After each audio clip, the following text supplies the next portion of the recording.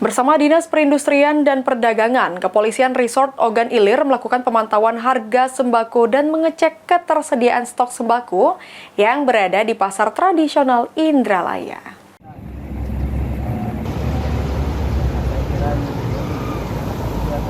Kasat Reskrim Polres Ogan Ilir AKP Muhammad Ilham mengecek harga 9 bahan pokok di pasar tradisional Indralaya Ogan Ilir.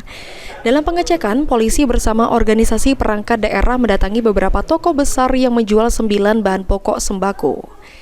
Dalam himbauannya, polisi meminta pedagang untuk tidak menimbun sembako, tidak menaikkan harga terlalu tinggi dari harga distributor maupun agen karena dapat disanksi sesuai dengan peraturan yang ada.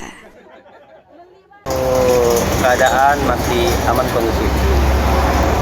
Kenaikan seperti cabai dan bawang merah, tapi sudah cenderung turun dari awal-awal Ramadan.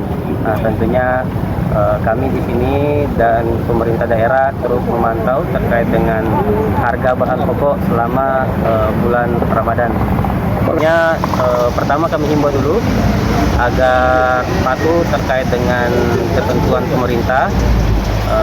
Kami kedepankan tindakan persuasif. Nah, jika memang berat untuk mengikuti, tentunya kami sesuai dengan aturan yang berlaku. Dari pantauan polisi, sejumlah sembako mengalami kenaikan masih normal. Ahmad Romawi, PAL TV.